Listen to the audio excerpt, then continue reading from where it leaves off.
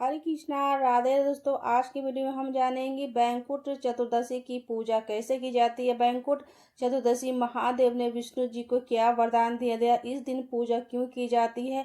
हरिहर मिलन banquet चतुर्दशी पर होता है जो कार्तिक मास शुक्ल पक्ष की चतुर्दशी मनाई जाती है। इस दिन भगवान विष्णु और भगवान शिव जी का मिलन होता है, एक साथ मिलन होता है। जब 4 महीने के लिए भगवान विष्णु जी निद्रा योग में रहते हैं।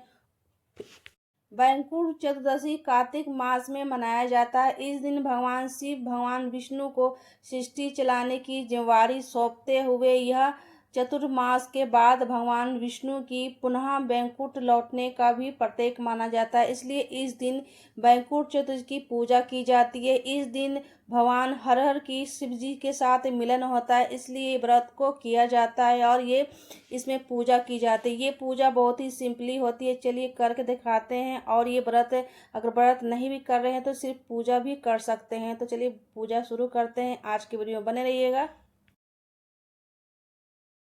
तो फ्रेंड्स यहाँ देखिए चौकी मैंने लगा ली है पूजन करने के लिए। लाल वस्त्र या पीले वस्त्र यहाँ बिछा लीजिएगा चौकी के ऊपर। उसके ऊपर हम विष्णु भगवान की फोटो रखेंगे, महादेव की फोटो रखेंगे।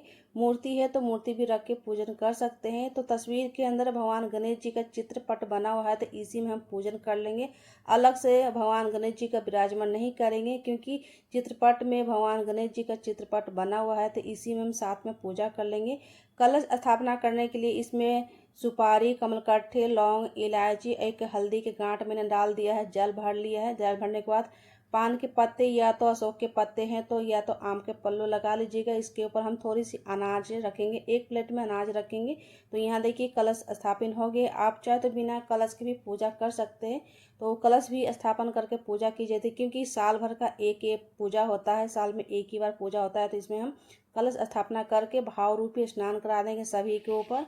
कलश के ऊपर दीपक जलाना है तो इसमें कोई भी अनाज ले लीजिएगा, चावल, गेहूँ, कोई भी धान भी ले सकते। तो मैंने यहाँ गेहूँ प्लेट पे रखकर उसके ऊपर मैंने एक एक घी के दीपक जला लूँगी।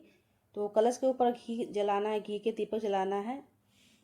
कलश के ऊपर घी का दीपक मैंने जला दिया है। अब यहाँ स्वास्तिक बनाएंगे। चावल से स्वास्तिक बनाएंगे या तो अष्टदल भी बना सकते हैं। तो मैं यहाँ चावल से स्वास्तिक बना लूँगी क्योंकि स्वास्तिक भी बना सकते हैं आप चाहे तो हल्दी से भी बना सकते हैं, आटे से भी बना सकते हैं। तो मैं यहाँ चावल से स्वास्तिक बना लूँगी। तो स्वस्तिक बन गए हैं। स्वस्तिक बनाने के बाद अब सभी भगवान को हम कलावा वस्त्र रूपी पहना देंगे। भगवान विष्णु जी को, महादेव को कलावा वस्त्र रूपी पहना देंगे। महादेव को सफ़ेद वाली चंदन तिलक लगा देंगे। माता पार्वती को रोरी कुमकुम तिलक लगा देंगे। महादेव को जनेऊ अर्पित कर देंगे। भगवान विष्णु जी को पीले वाले चंदन लगा देंगे, पीले वाले जनेऊ अर्पित कर देंगे। भोग अर्पित कर देंगे, कोई भी मीठा में बनाए पुष्प अर्पित कर देंगे। अगर बाजार से लेकर आए तो बाजार से भी भोग अर्पित कर सकते हैं, नहीं तो घर पर भी कोई मीठा बनाए तो भोग लगा सकते हैं। फल में भोग लगा देंगे। कुछ दक्षिणा अर्पित कर देंगे। हमारे पूजा में जो भी कमी हो पूर्ण करने के लिए जल अर्पित कर देंगे। भगवान शंकर की जो भी प्रिय वस्तु है जैसे कि बेलपत्र है, बेलपत्र या धतूरे भी अर्पित कर सकते हैं। भगवान विष्णु जी को तुलसी पत्ता जरूर अर्पित कीजिएगा क्योंकि बिना तुलसी पत्ता के भगवान विष्णु पूजा स्वीकार नहीं करते हैं, भोग स्वीकार नहीं करते हैं। तुलसी पत्ता अर्पित जरूर करेंगे, जल अर्पित करेंगे। अब यहाँ कथा सुन लेंगे। कथा सुनने के लिए 1 लोटा जल लेंगे, हाथ में काले तिल ले लेंगे। काले तिल ने तो सफ़ेद तिल भी ले सकते हैं।